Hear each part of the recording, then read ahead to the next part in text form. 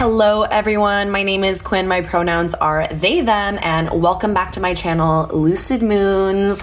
Happy Yule to everyone out there. I'm filming this on Yule. Not sure when it will go up, hopefully within the next day or so. Today is also me and my partner's 4th year anniversary, so we're really excited about that. We're gonna go for a really lovely, fancy dinner date tonight. And yeah, I'm just really excited for the holiday season.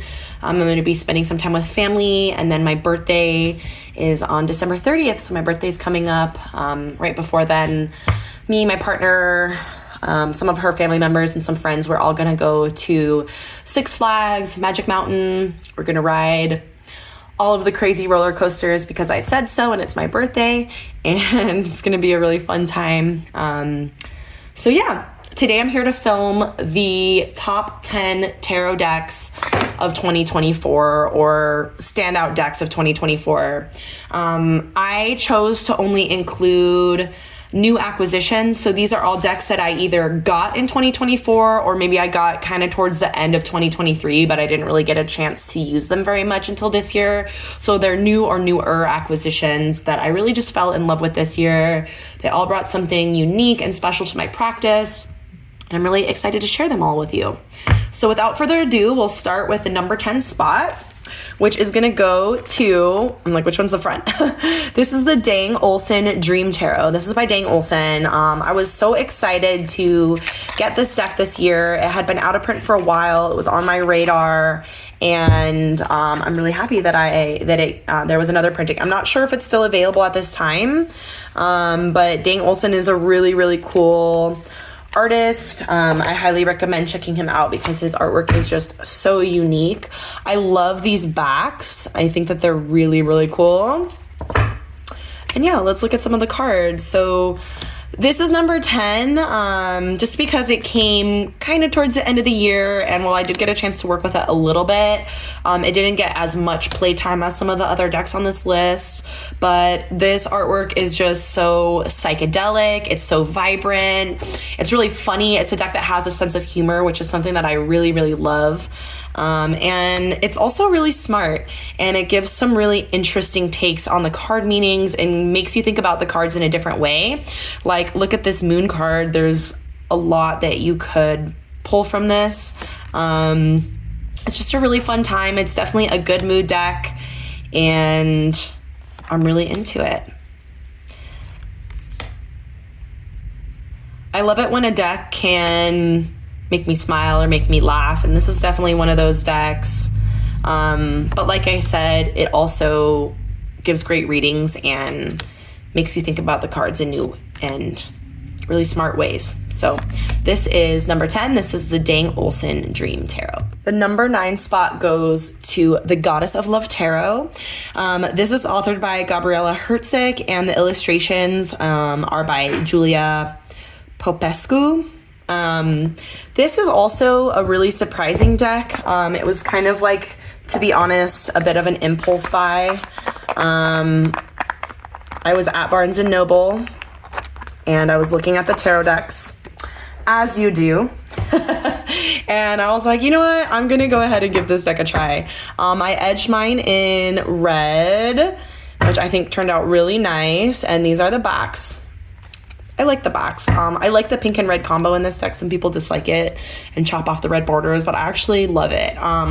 So yeah, this wasn't a deck. I had seen it online. I wasn't planning on picking this one up, but like I said, in the heat of the moment, I decided to go for it. And it turns out that I actually really, really like it. I'm a huge fan of collage artwork. I have quite a few collage decks, and I think that the collage work is done really beautifully. And I love that it takes goddesses and divine feminine archetypes from different cultures. The guidebook is really good, and I just think it's really beautiful. I love the color palette. My favorite suit is definitely the Pentacles, because there's a lot of greens and reds in there. And I like it also because it's like a goddess-esque deck, but it's not like a typical goddess deck where there's just like one goddess for each card. I like the way that they incorporated different goddesses from different cultures, but it's not strictly goddesses. It adds a little bit of variety. The minors are pippish, but I like them. I think they're really beautiful. I'm trying to find we have a reversal in here. Here's an example of one of the Pentacles cards that has this beautiful green color that contrasts with that red. It's so pretty. Let me see if I can find some more. Here's the Ace of Pentacles. Yeah, so I'm really a big fan of these Pentacle cards. I think that they're just absolutely stunning. I love the combination of red and green with some hints of pink in there. Just stunning. It pairs with a lot of oracle decks really nicely, and it just gives really empowering readings. So this is number 9. This is the Goddess of Love Tarot. The number 8 spot goes to, I don't know how to say it. It's in French. Loeil Deame. I don't know how to say it. This is a really, really beautiful deck. It's not a cheap deck, so I'm going to warn you right now. It's by Charlotte Mui. This artist also goes by Banana Rolls, which I think is super cute. And it actually has 86 cards in this deck. I'm not sure if it is still available or not. I think it was like a limited edition, but there might still be copies left. So definitely check that out. Mine came with this little certificate of authenticity. I had 404 out of 500, so who knows if there's anything left. But this is a really, really beautiful quality deck. The cardstock is really thick. It's really durable. It's kind of hard to riffle shuffle, so I tend to break the deck in half and then shuffle half and half and then bring them together, and that works really well. It shuffles beautifully that way. But it's just a really stunning art style. I have a lot of respect and appreciation for this artist. I love the court cards in this deck. They're just gorgeous. So the courts are color-coded. So pentacles are green, swords are purple, and let's see, cups are blue, and where's wands? Wands, no, that's not wands. Wands are red. There's also an extra court card. Here's one here for each suit. So this is the Guardian of Pentacles. So it's really interesting. It has a little bit of a unique structure. The minors are black and white, and they're all these kind of like masked creatures, which are really beautiful. And I think the majors and the court cards are really where this deck shines. They're just stunning. It's definitely an RWS clone, but I think it's done just so beautifully. It has so much personality, so much charm. I also bought it because there's a lot of like clowns in the deck, and I love clowns. It's like a really nice mix of like cute and just beautiful. It's very transportative. It's very fantasy, and I really, really enjoyed working with this deck this year. Because it's an RWS clone, it's a really easy reader. Look at this sun card. This is one of my favorite sun cards. It's just so freaking sweet. So cute.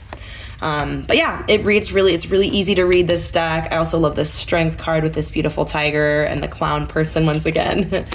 And here's another. I love the Wheel of Fortune being portrayed as like a crystal ball with tarot cards. It's really cute. It's a really interesting rendition. So this was definitely a favorite this year. This is the Loeil Deame Tarot. Sorry for butchering it. By Banana Rolls. All right, the number 7 spot is going to go to this gorgeous deck right here. This is the Spirits of the Woodland Tarot by Nicole Stone. I got this on Kickstarter this year. It came with this gorgeous mushroom bag, and I have talked about this deck a little bit before on this channel. I really, really love it. It was a much anticipated deck for me this year. I love these backs with this beautiful gold mushroom, and has these lovely gold edges. I find this artwork just to be so beautiful and so cozy. This is definitely a cozy deck for me. It transports me into this magical, fantastical forest, which if you've watched my channel before, you know I live in Arizona in the desert. So sometimes I need to live my forest fantasy, and this deck definitely takes me there. It has a lot of it's like pretty much all animals. I don't think there's any humans in this deck. So there's animals, but there's also magical and fantastical elements in some of the cards, which is just, it's so fun. It's so beautiful. It's peaceful. It's one of those decks that lowers my blood pressure a little bit, and it's just really fun to work with, really fun to read with, very transportative and very magical. So look at this, is so cute. These animals are just adorable. Here's an example where there's some fantastical elements. So they're like little fairy mice gathering berries. That's so cute. Yeah, it's really stunning. I love Nicole Stone's artwork. We have a dragon here, which if you know me, you know I love dragons. It's just a really, really peaceful and enjoyable reading experience, and it was definitely one of my favorites this year. So this is the Spirits of the Woodland Tarot. All right, the number 6 spot is going to go to none other than the Mysteries of the Black Madonna Tarot. I believe the artist goes by Her Sacred Art. I can't remember her, government name off the top of my head, but I will definitely list all of the decks below, as well as the creators in the description box. I could not make this 2024 top decks video without mentioning this deck. It is one that I purchased towards the end of 2023, and I did use it a bit in 2023. It came with this little, I think this is, I was going to say a saint. Wow, what a bad Catholic I am. Maria Santissima. Oh, yeah. It's in Italian, so I can't read it. I have some cards set aside. These are the cards that I have pulled so far this year. Let me show you. Oh, there's more. Struggling. There we go. Comes with this beautiful seal. That's her name, Hetien Grobler. So here are the backs. It comes with black edging, and this is also not a cheap one, but it's for good reason, because you can tell when you look at these cards and you hold them in your hands how much time, energy, effort, and love was put into the creation of this deck, which is an absolute masterpiece.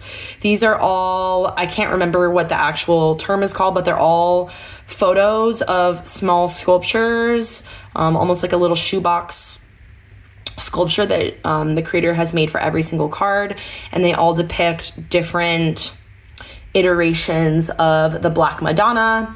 The guidebook is a chunky one. It gives you a lot of information about all of these different Black Madonnas from all over the world. It tells you about their mythology, the cultures that they're related to, their history. It's just really, really cool. It's a lot of information.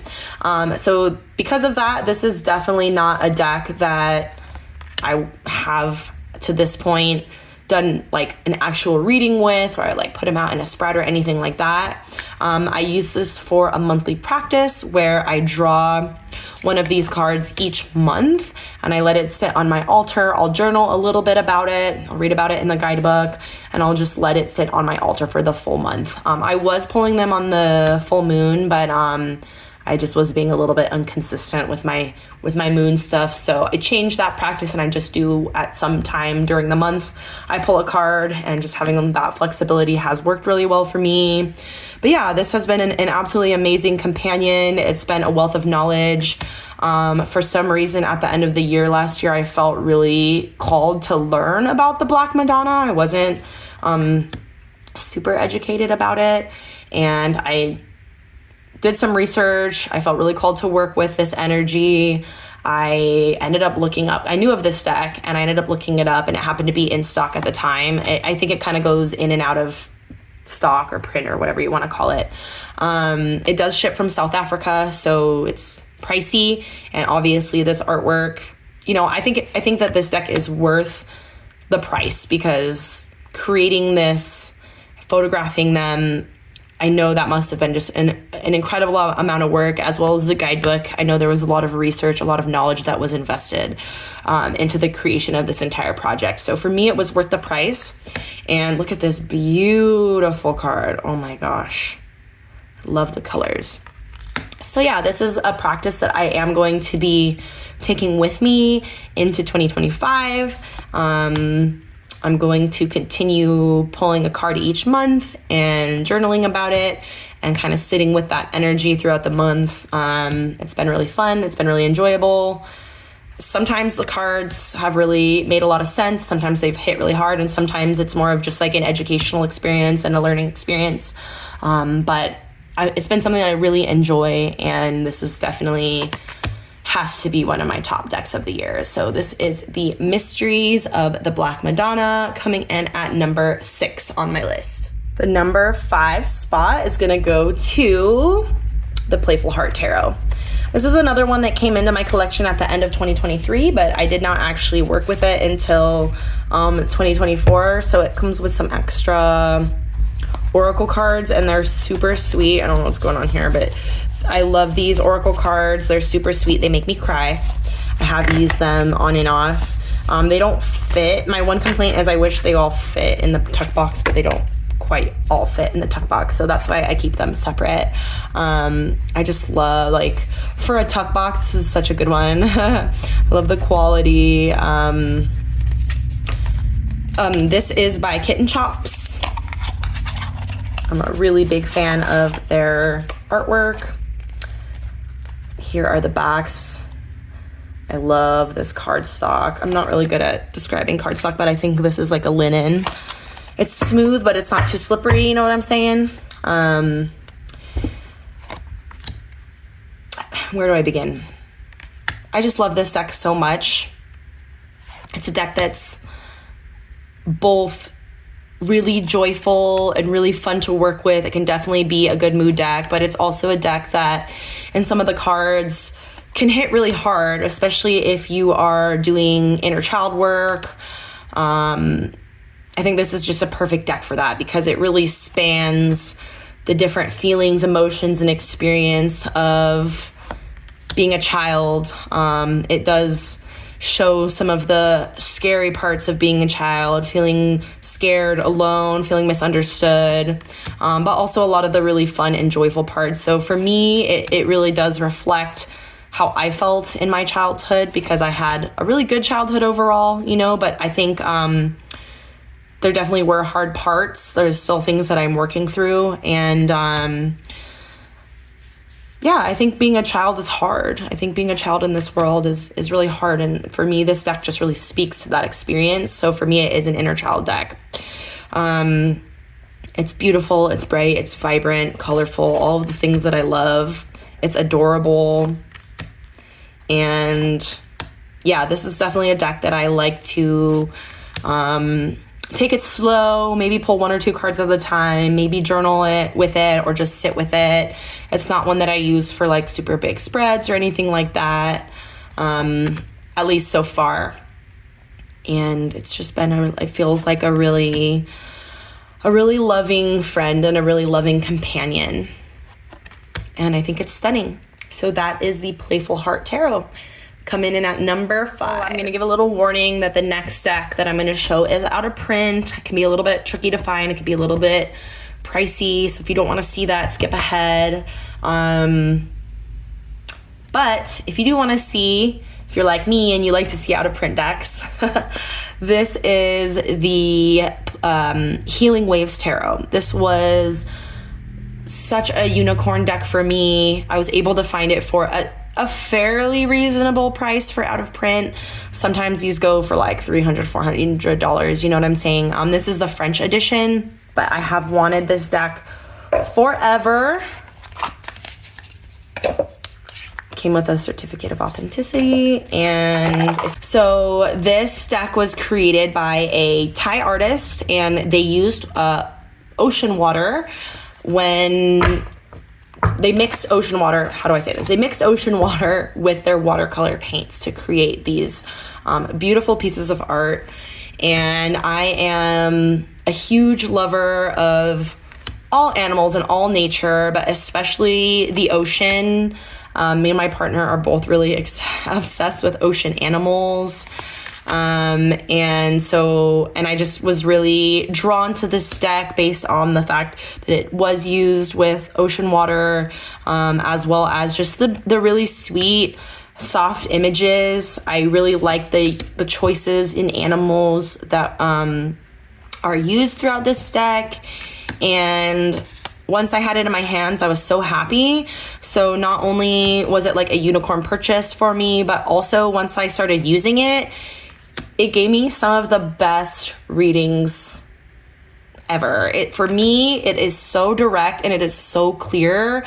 It's such a good reader. It's like, bam, like I know exactly what it's trying to tell me. The French edition does have white borders. The original edition was borderless, I believe. But I like the borders, actually. I think they're really nice. So I've just really, really enjoyed working with this deck. It has such a beautiful, nurturing, sweet, and just lovely energy to it. It makes me smile, makes me happy. I'm very, very, very happy I got my dirty little paws on a copy finally. So this is the Healing Waves Tarot. All right, we're to our top 3 decks of 2024. This is the Hayworth Tarot by Jessica Hayworth. It came in this bag, and wow, this is just, I love this deck so much. Here's the box. This deck is super affordable. It's not mass market. You have to find it on some other website, but I think I paid around $20 US for this deck. The quality is not the best. The cardstock, I don't know if you can tell, but it's weirdly bowed. It's one of like the diagonal bows where it's bowed like this corner and this corner are curling upwards and these two are curling more downwards. So it's kind of a weird one. It doesn't lay totally flat, but it's not terrible.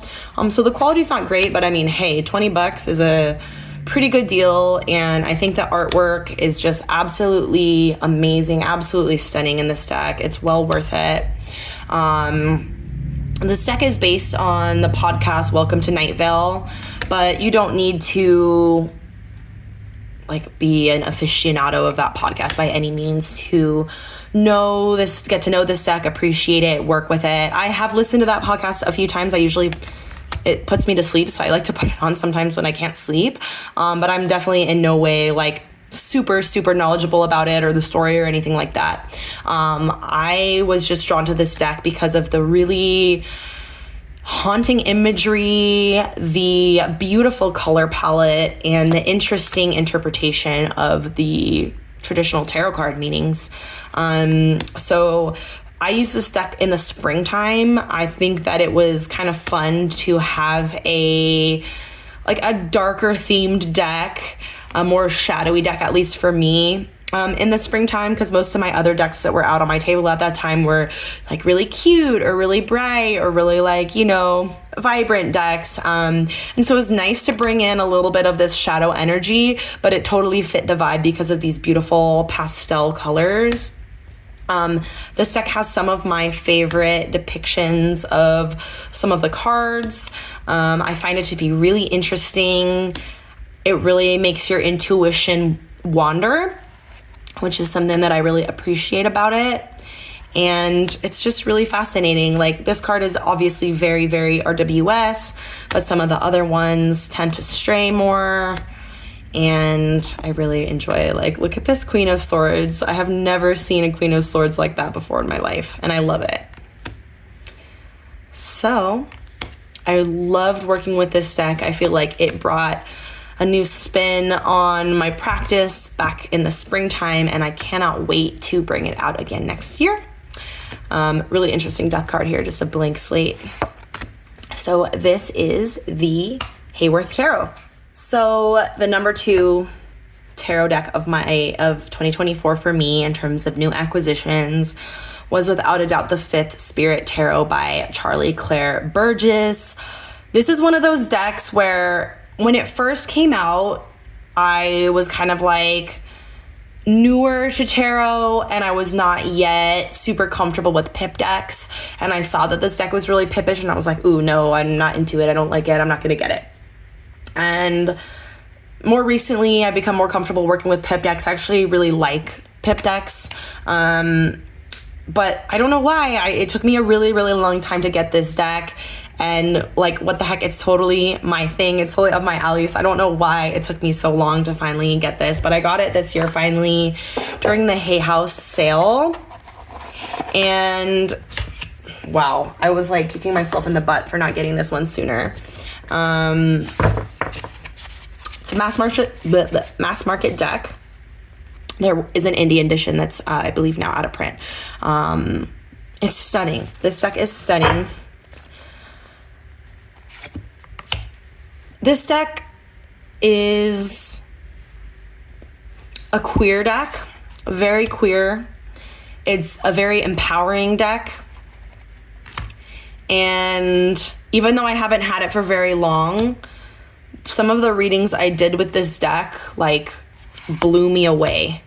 I did a reading with this deck on Trans Day of Remembrance, I believe. I think it was Trans Day of Remembrance. And I did a reading for me and my partner. And holy shit, it hit real hard. It's really beautiful. Even though the minors are pip-ish, they're 1000% pips with feelings. They still tell a story. So in my opinion, it's not like a true pip deck. It's like a pip-ish deck, if that makes sense. And I'm actually obsessed with the pips. Like, I think that they're so well done. They are so beautiful and they tell a beautiful story and they give you a lot to work on. This is a stunning death card.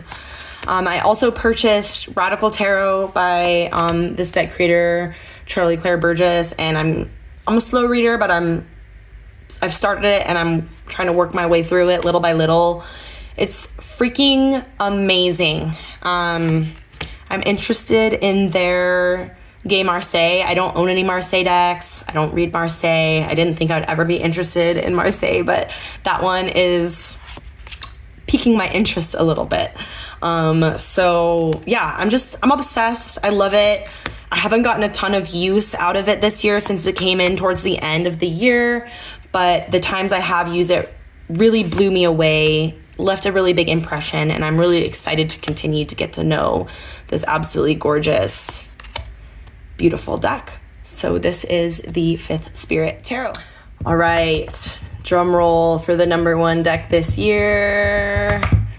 This is the Trickster's Journey Tarot by, I believe, the creator. Oh yeah, Jia Sung. It says it right there. This is another mass market deck. This deck is just fabulous. It's amazing. I got it in 2023 and I didn't use it at all until 2024, and I love it. These are not my favorite backs in the world, but it's all good. I don't mind. That's not really what's important, right? I love this deck so much.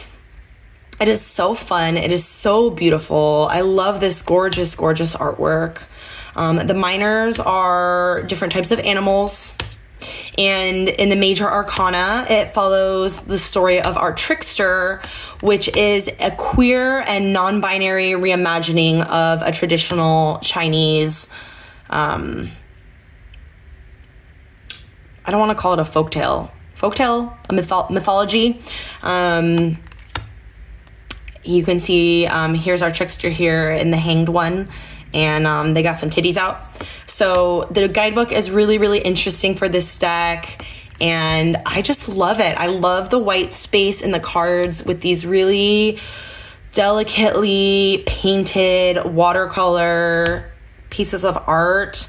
I think that the animals and the people depicted just have so much character, and it's been a really fun one for me to work with. Look at this cat's claws for the Ten of Swords. Like, that is one of my favorite Ten of Swords ever. It's so cute.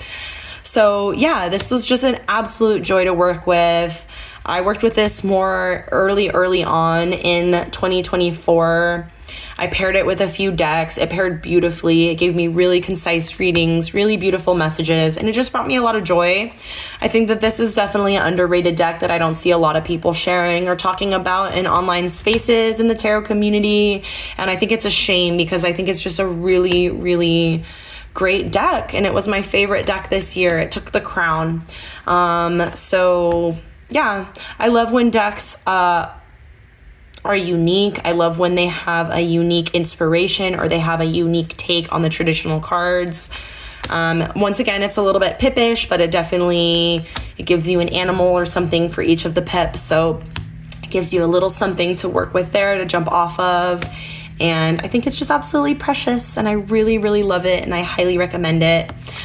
So this is the Trickster's Journey Tarot. That was my #1 deck for 2024. I had a really great year for tarot. I did a lot of tarot readings for myself. I was more consistent with my daily tarot practice this year, and I'm really, really excited for what's to come in 2025. So thank you so much for all of you watching. I hope you all have a very happy Yule, a Merry Christmas if you celebrate Christmas, Happy Hanukkah, whatever you celebrate this time of year, and I wish you all a beautiful 2025. I may make a second video of my top oracle decks. We'll see if I can get around to it before the end of the year, but keep your eyes out for that. And thanks for being here. If you're still here and you like the video, feel free to give it a thumbs up and subscribe to my channel if you haven't already, so we can continue hanging out.